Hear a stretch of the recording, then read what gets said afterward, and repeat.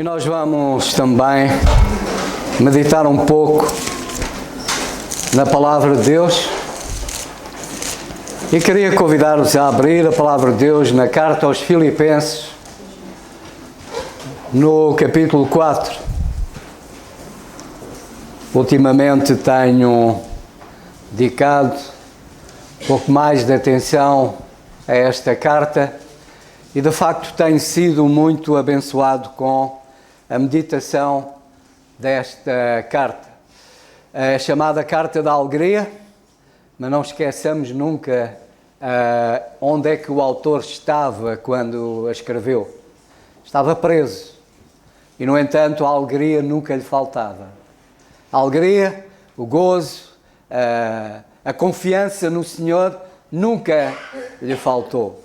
Mas hoje eu queria partilhar convosco um pensamento, começando por a leitura do versículo 6, a parte inicial, que diz: não estejais inquietos por coisa alguma. Ou seja, não estejais ansiosos por coisa alguma. A ansiedade é um grave problema dos nossos dias. Há muita gente com ansiedade, cheia de ansiedade. E isso é um problema tremendo. E é um problema que afeta tanto os mais novos como os mais velhos. A ansiedade, o medo. E vivemos num mundo onde as guerras se multiplicam, onde as incertezas, elas cada vez são maiores. E os jovens ficam de facto ansiosos. O que é que vai acontecer com o meu futuro? Em questão do trabalho, em questão de família, constituir família, ter um lar, ter uma casa. E, portanto, as dificuldades são de grande ordem e, portanto, cada vez as pessoas estão mais ansiosas. E o estar ansioso é estar dividido. É pensarmos em duas direções. Enquanto que, por um lado, a nossa esperança de que as coisas aconteçam da forma como nós queremos, e, por outro lado, o medo. O medo que as coisas não aconteçam segundo aquilo que nós desejamos. E por vezes gera-se este conflito em nós. E como os irmãos sabem, a nossa tendência é pensar mais naquilo que é negativo. Deixamos-nos dominar mais por aquilo que é negativo. E portanto deixamos-nos dominar mais pelos nossos medos. Mas isto é de facto algo que é preocupante. Porque esta ansiedade provoca problemas de saúde graves.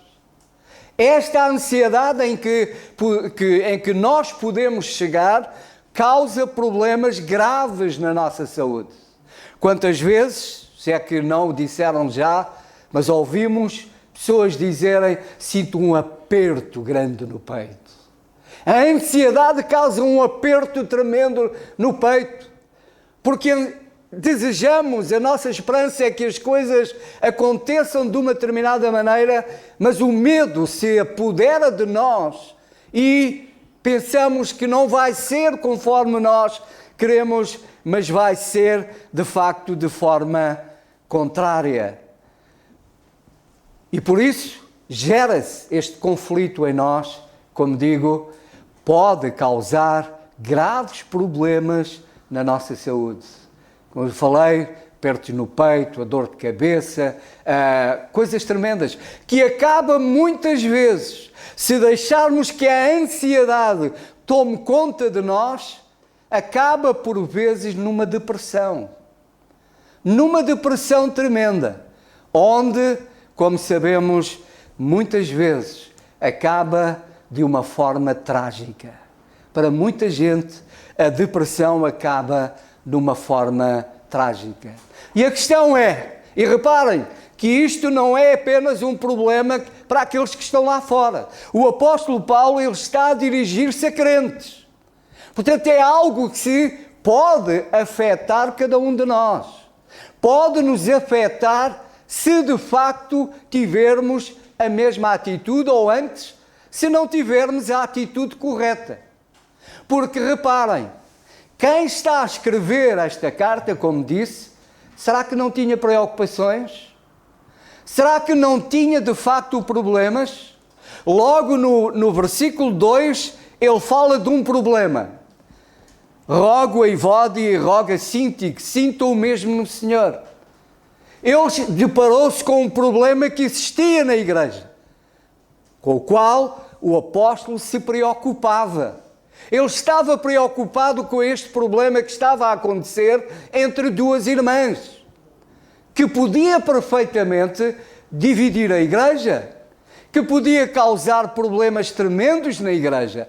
E nós sabemos perfeitamente, e já ouvimos situações dessas, em que estes problemas afetam gravemente a igreja, levando ao ponto de encerrar a igreja, de dividir completamente a igreja. E ele sabia perfeitamente que esta situação podia causar danos graves à igreja. Para além disso, ele também, no capítulo 1, ele fala de outra situação, do conflito que havia também entre crentes, que havia no seio da igreja. No capítulo 1 e verso 15 diz: verdade é que também alguns pregam a Cristo por inveja, porfia, mas outros boamente, uns por amor, sabendo que fui posto para a defesa do Evangelho, mas outros, na verdade, anunciam Cristo por contenção, não puramente, julgando acrescentar aflição às minhas prisões. Mas que importa? Contando que Cristo seja anunciado de toda a maneira, ou com fingimento ou em verdade, nisto me regozijo e me regozijarei ainda. Portanto, o apóstolo estava preocupado com aquilo que se passava na igreja. O ataque à doutrina, tudo isto preocupava muito o apóstolo, ainda mais quando ele estava preso. A sua preocupação era muito grande. Portanto, se havia alguém que tinha razões para estar angustiado, estar preocupado, era Paulo. Porque o afligia, o preocupava a igreja, os problemas que havia na igreja, o ataque à doutrina e mais, pairava sobre ele a sua execução. De um momento para o outro, ele ia ser morto. Podia ser morto. Portanto, vejam se Paulo tinha ou não razões para estar angustiado, para estar preocupado. É evidente que ele estava preocupado. Estarmos preocupados com alguma coisa não é grave. O que é grave é deixarmos que essa preocupação se torne em angústia, se torne, de facto, em ansiedade, se torne, portanto, em depressão. Isso é que é grave. Quando deixamos que esses problemas tomem conta de nós. E, como disse, o apóstolo estava preocupado, não tínhamos dúvidas acerca disso. E, já agora, em Provérbios, no capítulo 14, diz-nos o seguinte, acerca da preocupação. Provérbios capítulo 14 e verso 10, que diz: o coração conhece a sua própria amargura e o estranho não se entremeterá na sua alegria. O coração, ou seja, o próprio, conhece a sua amargura, o seu sofrimento. Nenhum de vocês, a não ser a minha mulher, que me conhece melhor do que qualquer pessoa, conhece aquilo que me preocupa. Aquilo que me preocupa. E, portanto, cada um de nós conhece, de facto, a sua própria angústia, a sua própria preocupação. Cada um conhece. Mas há outra coisa. Deus conhece. Os irmãos não conhecem. Mas uma coisa eu sei. Deus conhece. Conhece as minhas preocupações, conhece as minhas lutas Ele conhece, de facto, tudo a meu respeito. Mas o que é verdade é que o apóstolo Paulo não só ele não estava angustiado, não se deixou dominar pela preocupação, deixou angustiar pela preocupação, mas ele nos mostra nestes versículos, nestes 9 versículos, como nós podemos vencer a ansiedade. Como nós podemos, de facto, vencer a ansiedade. E o versículo 7 diz-nos o seguinte: e a paz de Deus, que excede todo o entendimento, guardará os vossos corações e os vossos sentimentos em Cristo Jesus. O que é que o apóstolo está aqui a falar? De segurança. Estarmos seguros no Senhor. Desfrutarmos da sua paz. E mais, diz o versículo 9: o que também aprendeste e recebeste e ouviste e viste em mim, isso fazei. E o Deus de paz será convosco. A segurança em Deus dá-nos paz com Deus e somos guiados pelo Deus de paz. E é isto, irmãos, é isto que faz a diferença na nossa vida. É nós estarmos em paz com Deus e desfrutarmos da direção do Deus de toda a paz e consolação. É isso que de facto faz a diferença. E sabem, o apóstolo, nestes versículos, ele nos mostra 3 aspectos que nos levam aqui, que nos levam à paz com Deus e sermos conduzidos pelo Deus de paz. A primeira coisa é, no versículo 6 e 7 diz: não estejais inquietos por coisa alguma, antes as vossas petições sejam em tudo conhecidas diante de Deus pela oração e súplicas com ações de graças. E a paz de Deus, que excede todo o entendimento, guardará os vossos corações e os vossos sentimentos em Cristo Jesus. Primeira coisa, oração correta. Orar corretamente. E orar corretamente faz-nos entrar à presença de Deus, estar em paz com Deus e sermos conduzidos pelo Deus de paz. Primeira coisa, oração correta. Terceira, versículo 8: quanto ao mais, irmãos, tudo o que é verdadeiro, tudo o que é honesto, tudo o que é justo, tudo o que é puro, tudo o que é amável, tudo o que é de boa fama, se há alguma virtude e se há algum louvor, nisso pensai. Pensamento correto. Oração correta, pensamento correto. E mais, versículo 9: o que também aprendeste e recebeste e ouviste e viste em mim, isso fazei, e o Deus de paz será convosco. Vida correta. Portanto, estes 3 aspectos, oração correta, pensamento correto e vida correta, colocam-nos na presença do Senhor e a desfrutarmos de uma comunhão plena com o Senhor e dessa forma a desfrutarmos da paz de Deus e da presença do Deus de toda a paz. Portanto, em relação à oração correta, reparem que o versículo diz: não sejais inquietos por coisa alguma, antes as vossas petições sejam em tudo conhecidas diante de Deus pela oração, súplica com ação de graças. Primeira, a oração oração dividida em 3 partes. Primeiro, oração. E oração é a atitude que nós temos perante o Senhor, de orar. E essa atitude nos leva e nos diz que Deus é poderoso, que Deus é grande, que Deus é tremendo, que Deus é digno de toda a confiança. E isso me leva a orar. E essa atitude me leva a fazer o quê? a adorar, quando eu estou a orar, quando me prostro perante o Senhor, eu estou a reconhecer a sua grandeza, estou a reconhecer o seu poder e estou a manifestar-lhe a minha adoração. Isso é orar. Essa atitude revela isso perante o Senhor. Revela temor ao Senhor, revela adoração, revela reconhecimento, em primeiro lugar, da minha fraqueza, da minha pequenez e reconhecer a grandeza e o poder de Deus.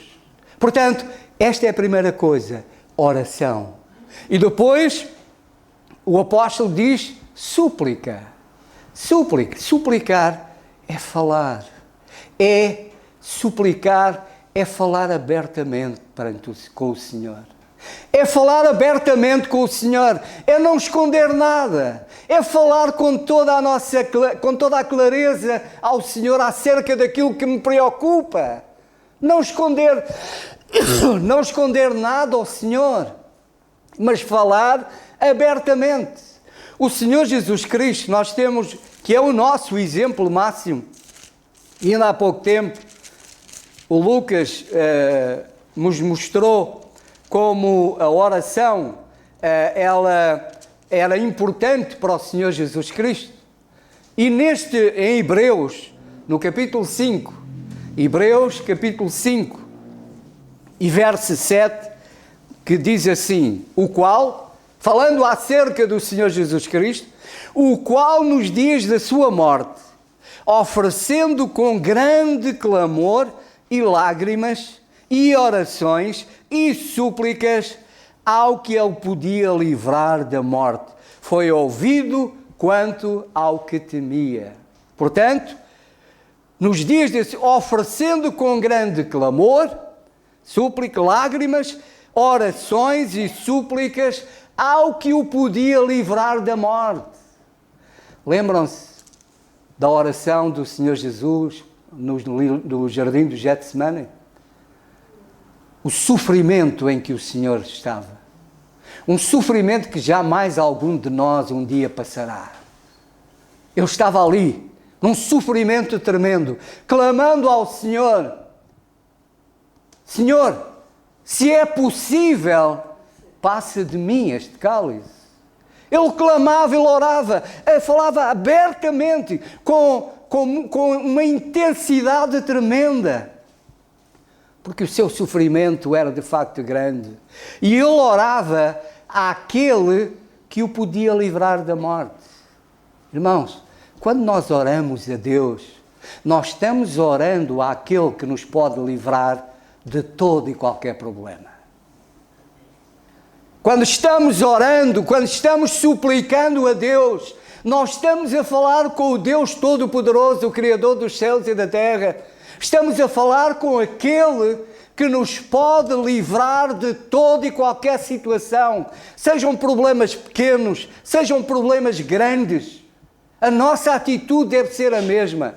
E, infelizmente, nós, por vezes, só vamos orar e oramos com muita intensidade quando chegamos a um ponto em que já não sabemos o que fazer. Mas quando nos colocarmos perante um problema, que seja um problema pequeno, porque há problemas que são pequenos e tornam-se muito grandes. Mas se orarmos de início, se o atacarmos de início, principalmente com oração, esse problema não se tornará um grande problema, porque nós temos um grande Deus. Um Deus que é superior a todo e qualquer problema. E por isso, seja um problema pequeno, seja grande, oremos, supliquemos ao Senhor com todas as nossas forças, com toda a intensidade.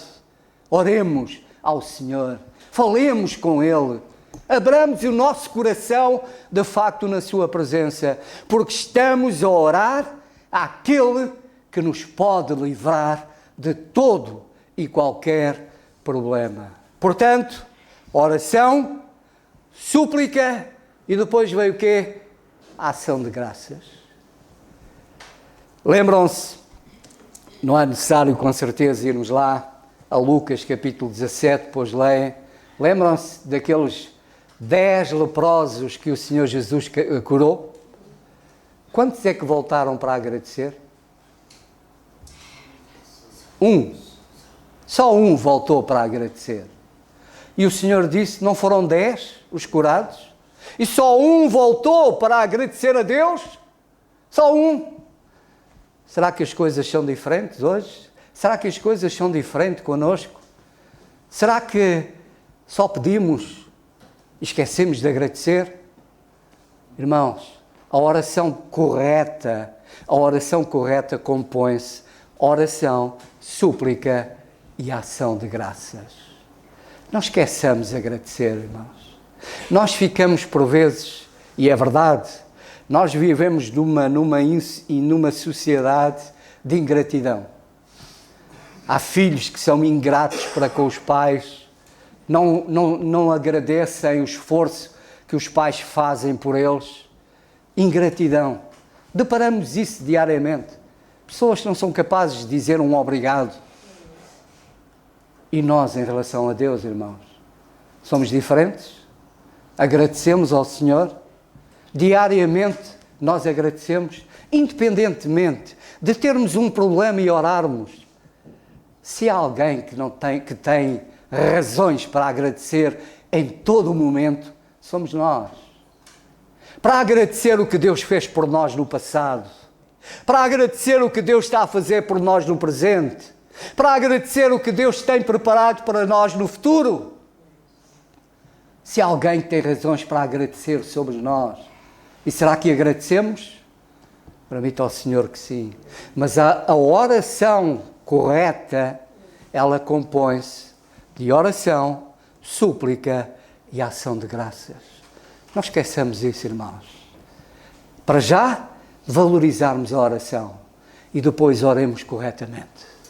Abrindo, falando com o Senhor, prostrando-nos perante Ele, reconhecendo a sua grandeza e o seu poder, abrindo o nosso coração na sua presença e agradecer-lhe. Agradecer-lhe por Ele ser o nosso Deus, por Ele ter olhado para mim, tão indigno e miserável pecador. Ele olhou para mim e me buscou e me salvou e hoje sou seu. Sou aquilo que sou pela sua graça. Não há mérito nenhum em mim, nada. Tudo devo, de facto, a Ele. Por isso, tem que haver sempre em mim um sentimento e uma atitude de gratidão para com o meu Deus. Nós temos um exemplo em Daniel, no capítulo 6. Daniel, no capítulo 6, sabem o que é que aconteceu? Daniel, ele queriam atingi-lo, acabar com ele. E não sabiam como, nem tinham forma de o atingir. Porque Daniel era exemplar. O seu comportamento era exemplar. Não tinham nada onde lhe pegar. E por isso tinham que buscar alguma coisa na sua relação com Deus.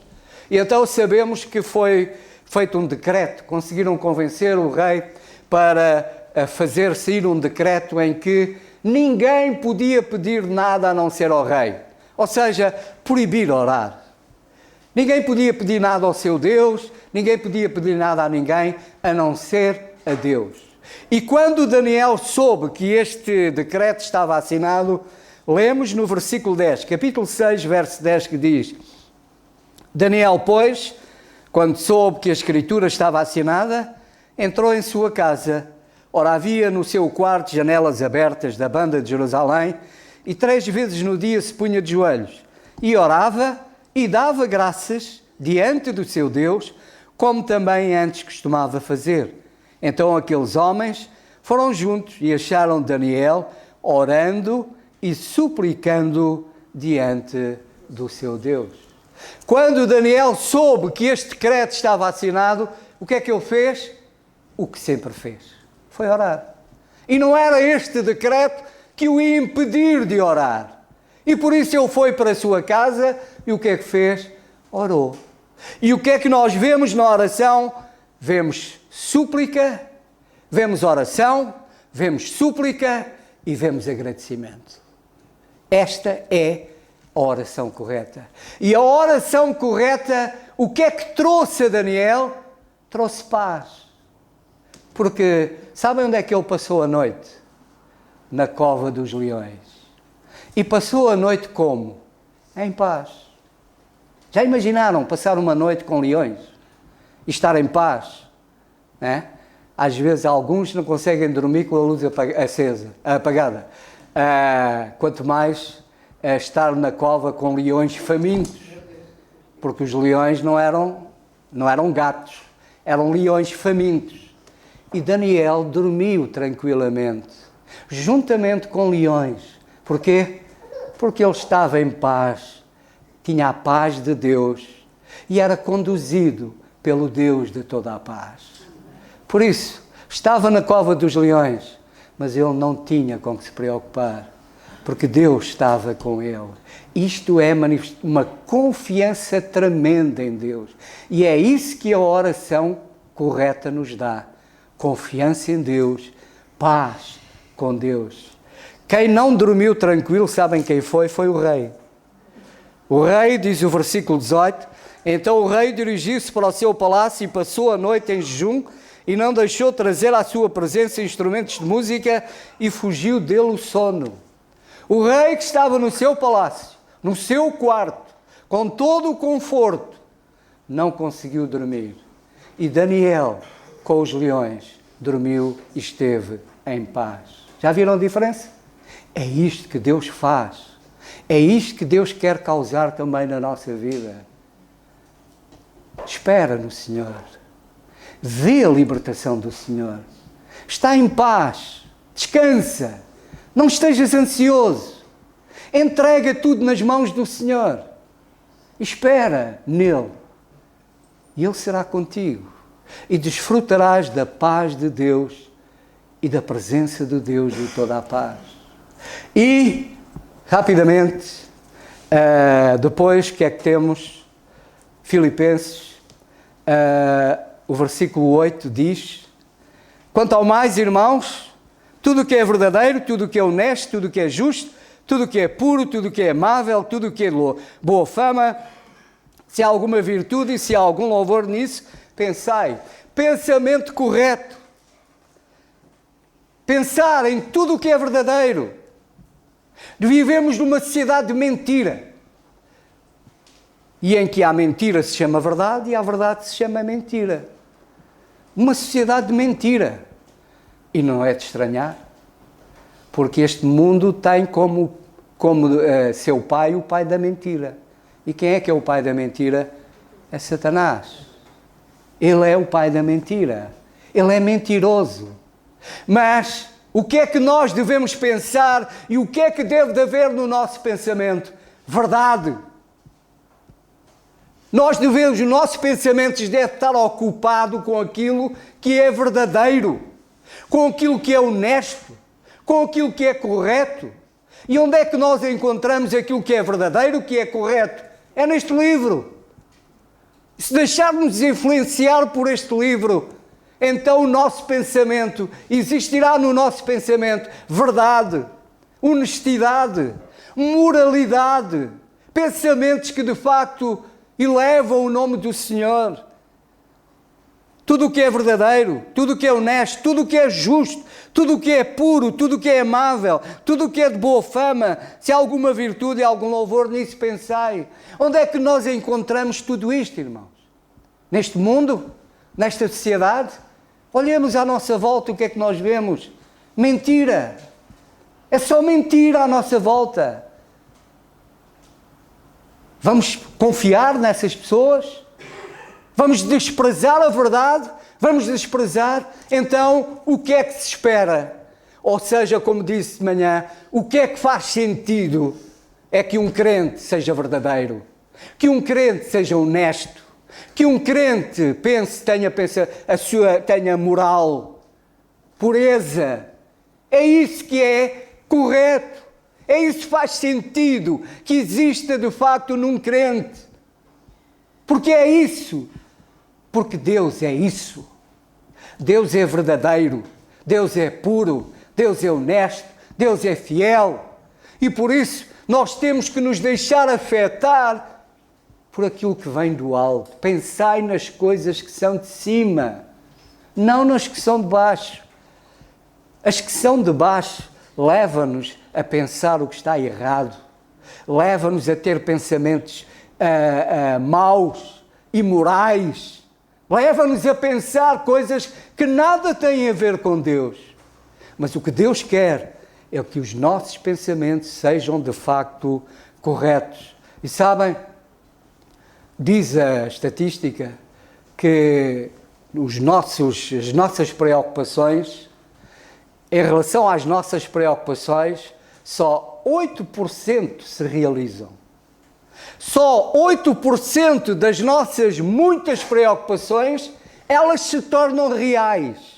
92% das coisas que nós nos preocupamos não acontecem. Portanto, nós sofremos por antecipação. Em vez de descansarmos, em vez de confiarmos no Senhor. Lá fora, a carta aos Tessalonicenses diz que não quer que sejais como os demais que não têm esperança.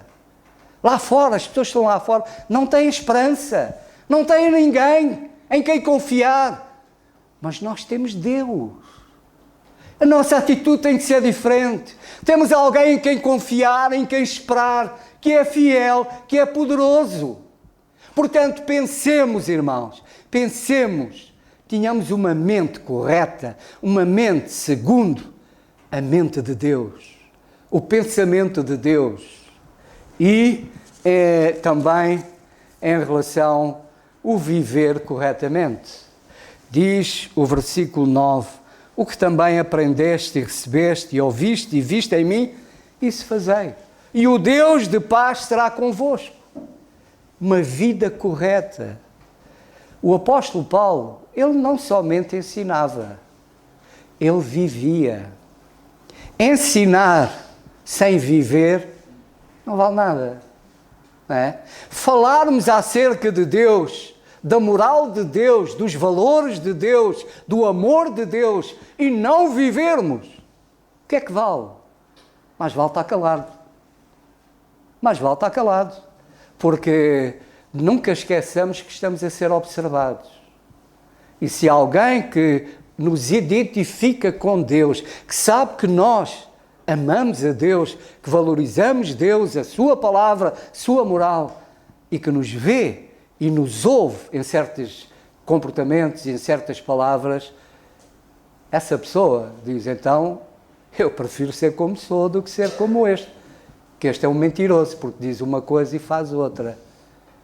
Verdade no nosso viver. Pensar corretamente, viver corretamente. E desta forma, nós nos aproximamos de Deus. Desfrutamos da paz de Deus. E em todas as angústias, nós vencemos. Toda a ansiedade, ela não tomará conta de nós. Uma coisa, como disse, é ter preocupações. Outra coisa é estar a andarmos ansiosos.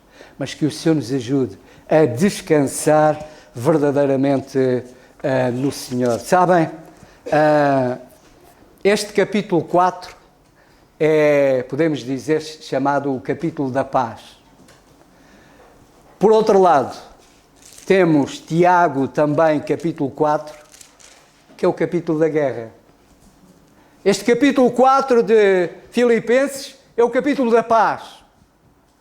Tiago 4 diz-nos, versículo 3, pedis e não recebeis, porque pedis mal, para o guardares em vossos deleites.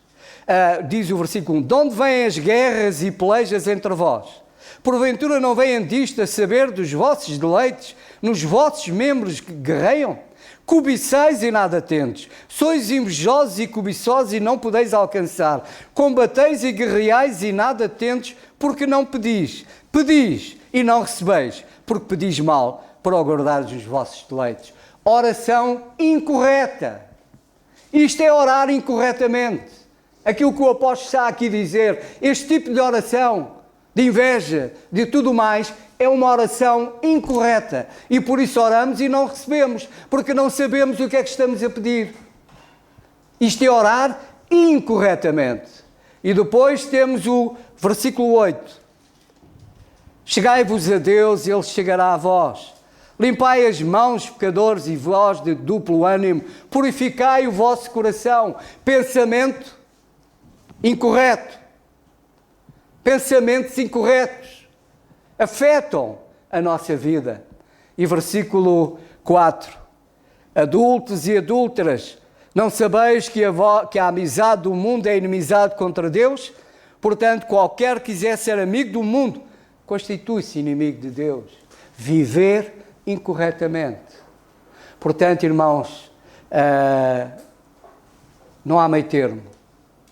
Ou nos deixamos dominar pelo Espírito e somos conduzidos a orar corretamente, a pensar corretamente, a viver corretamente, ou nos deixamos levar pela carne e oramos sem sentido, os nossos pensamentos estão incorretos, a nossa vida é incorreta, o nosso viver não glorifica o nome do Senhor. Por isso que o Senhor nos ajude a orarmos corretamente, a pensarmos corretamente e a vivermos corretamente. Para que então, neste mundo, que é um mundo de aflições, de muitas preocupações, mas então não nos deixaremos dominar, não nos deixaremos ter a ansiedade e a ansiedade tomar conta de nós, porque então desfrutaremos da paz de Deus e do Deus de toda a paz. Seremos conduzidos por Ele. Que o Senhor nos abençoe.